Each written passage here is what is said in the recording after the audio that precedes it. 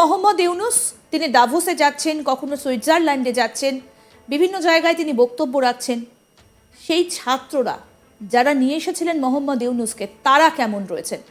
আজকে সেই বিষয় নিয়ে কথা বলবো। বাংলাদেশের বিশিষ্ট সাংবাদিক শাহিদুল হাসান খোকন এই মুহূর্তে আমাদের সঙ্গে সরাসরি রয়েছেন। দাদা, আপনাকে স্বাগত জানাই আজ তাক বাংলায়। এই ছাত্রদের বিষয়ে কতটা খোঁজ খবর নিলেন মোহাম্মদ ইউনূস? তার বাংলাদেশে আসা, মুখ্য উপদেষ্টা হওয়া, এর পেছনে তো ছাত্রদের একটা বড় ভূমিকা ছিল। ধন্যবাদ ইন্দিরা। বাংলাদেশের যে জুলাই আগস্ট যে আন্দোলনটি হয়েছে, সেই আন্দোলনের ডাকটি মূলত এসেছিল ছাত্র সমাজের পক্ষ থেকে, এবং যে আন্দোলনটিকে আমরা কোনোভাবেই এই মুহূর্তে দাঁড়িয়ে বা তথ্য প্রমাণের ভিত্তিতে বলার সুযোগ নেই যে এটি আসলে ছাত্র আন্দোলন ছিল। মূলত ছাত্রদেরকে ঢাল হিসাবে ব্যবহার করে একটি গোষ্ঠী বাংলাদেশের ক্ষমতা দখলের উৎসবে মেতেছিল জুলাই আগস্টে, এবং তার জন্য তারা সহিংসতা, নৃশংসতা, হত্যাকাণ্ড, থানা লুট সহ নানাবিধ কর্মকাণ্ড করেছে। কিন্তু সেই সময়টা আসলে এই ফ্লেভারটা মানুষের মাঝে ছাত্র আন্দোলন হিসেবে স্বীকৃতি পেয়েছিল, কারণ নেপথ্যের খবর তখন মানুষ বিশ্বাস করতে চায়নি।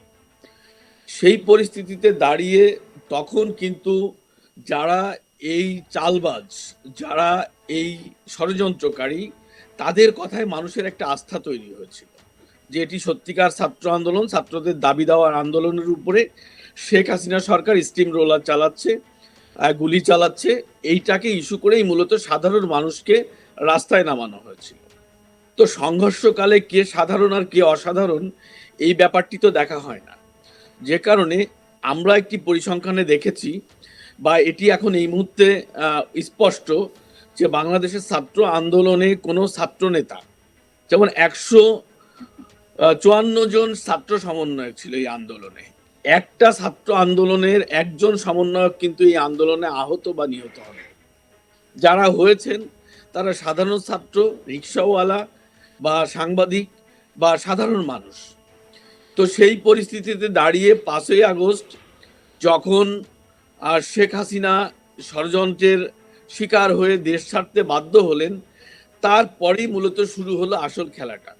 ক্ষমতার জন্য কারা ক্ষমতায় বসবেন, কিভাবে বসবেন, সেটি নিয়ে একটি গেম হলো। সেই গেমে আমরা দেখতে পেলাম হঠাৎ করে ডক্টর মোহাম্মদ ইউনূস, যিনি একজন নোবেল লরিয়েট এবং তিনি গ্রামীণ ব্যাংকের প্রতিষ্ঠাতা বলা হয়, উনি দাবি করেন, তিনি এই সরকারের প্রধান হয়ে গেলেন। আন্দোলন কর্মসূচিতে ওনার কোনো অবদান না থাকলেও ওনাকে প্রদান করা হলো। ইভেন আরো কিছু মানুষকে এই আন্দোলন কর্মসূচিতে প্রদান করা হলো, যারা ডক্টর মোহাম্মদ ইউনূসের অ্যাসোসিয়েট। বিশেষ করে তার কিছু এনজিও বন্ধু এই সরকারে মানে ঢোকার সুযোগ পেয়ে গেল। তারপর থেকে আমরা দেখতে পেলাম যে বাংলাদেশের বুকে বিভিন্ন ইস্যুতে বিভিন্ন আন্দোলন সংগ্রাম চলছে। কিন্তু খুবই পরিতাপের বিষয় যে আজকে প্রায় 6 মাস হতে চললো এই সরকার, কিন্তু জুলাই আগস্টে যেসব ছাত্র জনতা, সাধারণ মানুষ, রিক্সাওয়ালা, পুলিশ বা যেসব খেটে খাওয়া মানুষ রাস্তায় নেমে আত্মাহুতি দিয়েছেন বা নির্যাতন, নিপীড়ন বা আহত হয়েছেন, সেই মানুষগুলোকে আজকে এই দিনে দাঁড়িয়ে রাস্তায় দাঁড়িয়ে তাদের সুচিকিৎসার জন্য, তাদের পুনর্বাসনের জন্য আন্দোলনে নামতে হয়েছে। তারই ধারাবাহিকতায় কিছু আন্দোলন আমরা দেখতে পাচ্ছি কয়েকদিন ধরে, কিন্তু গতকাল একটি বড় ধরনের আন্দোলন ঘটেছে, যেটি থেকে আমরা স্পষ্টভাবে দেখতে পেলাম যে সেখানে একজন ছাত্র সমন্বয়ক এসেছিলেন এই আন্দোলনে থামাতে। সেখানে এসে সে বলেছে যে আমাদের কিছু করার নেই, আমরা কি আবার অস্ত্র হাতে তুলে নেব? মানে অস্ত্র হাতে তারা তুলে নিয়েছিল সেটা তারা স্বীকার করে নিলেন এক বাক্যে, হাসনাত আবদুল্লাহ নামে একজন ছাত্র সমন্বয়ক। এবং যারা আহত এবং নিহতদের পরিবার, যারা এই আন্দোলনে কালকে রাতে আমরা বক্তব্য দিতে দেখলাম মিডিয়াতে, তাদের প্রত্যেকেরই ক্ষোভ যে তাদের এই 6 মাসে কোনো রকম খোঁজ খবর নেওয়া হচ্ছে না এবং তাদেরকে প্রপার ট্রিটমেন্ট দেওয়া হচ্ছে না। অথচ দেখো, বাংলাদেশের ছাত্র সমন্বয়করা যারা নেতৃত্বে ছিল, আমি যেটা রিপিট করছি ব্যাপারটি আবার, যে বাংলাদেশে আন্দোলনকালীন 154 জন ছাত্র সমন্বয়ক ছিল, যাদের একজনও আহত বা নিহত হয়নি। তো যারা হচ্ছে তারা সাধারণ মানুষ, এবং তাদেরকে আজকে ট্রিটমেন্ট দেওয়া হচ্ছে না, এবং তার প্রতিবাদে তারা রাস্তায় নেমেছে। যারা বিক্ষোভ করছেন যেসব ছাত্ররা, দাদা আপনি আমাদের সঙ্গে থাকুন, আমরা শোনাই যে বিক্ষোভকারী ছাত্ররা কি বলছেন শুনুন।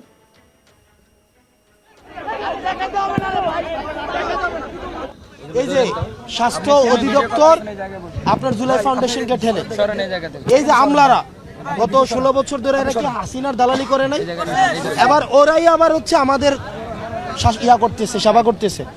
এখন দেখেন যে আমলারাদেরকে দিয়ে এই ফেসিস্ট সরকার ছিল, যারা ভোটের দিনের ভোট রাতে করলো, শরীফ আমাকে ফোন দিয়ে এখানে আমি পিজি হসপিটালে, সিএমএইচে, নিটুরে, এনআইউতে আমি গতকালও 4টা পর্যন্ত আপনাদের ওখানে ছিলাম। আপনারা যারা গাড়ি আটকাইছিলেন না, একটা যে রাজি, আমি তো বলি না আপনি রাজি হয়েছেন, একটা গাড়ি আটকাইছিলেন না, ওখানে একটা এক্স আর্মি অফিসার ছিল না? আমি ঠিক ওই সময় ওখানে ছিলাম, আমি গেছিলাম মাহিন গেছিলাম। একটা বিষয় আমি কি বলছি, এটা আমার সফলতা। এই সরকার এটা পারে নাই, সিম্পল এটা পারে নাই। ওনারা কেন পারে নাই বলি, এখানে আমলাতান্ত্রিক যে একটা জটিলতা, এখানের যে আমলারা আছে ওই আমলারাতে বিপ্লব কেরা মানেই না ভাই। আপনারা মাইরে ফেলেন, আমাদের মাইরে ফেলেন। এই সরকার যদি না থাকে, আপনার কি মনে হয় আওয়ামী লীগ আমারে ছাড়বে? না। আওয়ামী লীগ আমারে ছেড়ে দিবে? বা অন্য কোন রাজনৈতিক, কেন শরীফরাও ছাড়বে না, আপনারাও ছাড়বে না। আপনি যে এবং এখানে আসে না যে গণ-অভ্যুত্থান হইছে, এই যে গণ-অভ্যুত্থান হইছে, এটাকে তো অস্বীকারও করা হইতেছে কিনা ভাই? আমি আপনারে একটা কথা লিখে দেই, আপনি আমারে ভাই, আমি পারলে এটা করতে পারি, কি করতে পারি জানেন? কিছু অস্ত্র কিনে আপনাদের কিছু অস্ত্র দেই, আমি নিজে কিছু অস্ত্র নেই, অস্ত্র কিনা নিয়ে তারপর হচ্ছে এই যে সচিবগুলারে ধরি, এই ইয়াগুলারে ধরি, এখন টাকা দিবি। আমার এইটাই করার আছে। আমরা চাইছিলাম কি দেশটা সুন্দরভাবে চলুক, এই কারণে তো উপদেষ্টারা এই না সৎ উপদেষ্টারে দিলাম। আর সৎ উপদেষ্টারা যে এত আমলা নির্ভর হবে এটা তার আমরা বুঝি নাই। তারা দেখি হচ্ছে আরো বেশি তারা নিয়মতান্ত্রিক। নিয়ম কি, একটা স্লিপ একবার দিছে, এটা স্বাস্থ্য অধিদপ্তরকে দিছে, এটা আবার আরে ভাই আমি হসপিটালে ভর্তি। আমার জিনিসটা বুঝেন। আপনাদের মধ্যে আপনি কি বলতে পারবেন আপনাদের মধ্যে বিভাজন করা হয় নাই? আপনাদেরকে নিয়ে পলিটিক্স করা হয় নাই? শোনেন, আপনাদেরকে নিয়ে কি পলিটিক্স চলতেছে আমি বলি। আপনাদেরকে গতকাল যখন ওখানে বসেছিলেন, ইয়ার সামনে প্রথমে নামছেন, আমার সাথে মিটিং করতে আসছে, আয়শা বলতেছে ভাই ফাইন, আমাদের কয়েকজনকে ইয়া করে দেন, ব্যবস্থা করে দেন, আমরা আন্দোলন থামাইতেছি। এই যে এখানে বসছেন, আজকেও কি একটা পক্ষ বলে নাই যে আমরা আন্দোলন চাই না, ইয়া করি না? আবার আপনারা ভাই একটা জিনিস দেখেন, আপনারা একজনকে বলতেছেন দালাল, আরেকটা পক্ষ বলতেছে আপনাদেরকে ভুয়া। আপনাদেরকে কি ভাই নিউজ হয় নাই আপনাদেরকে নিয়ে?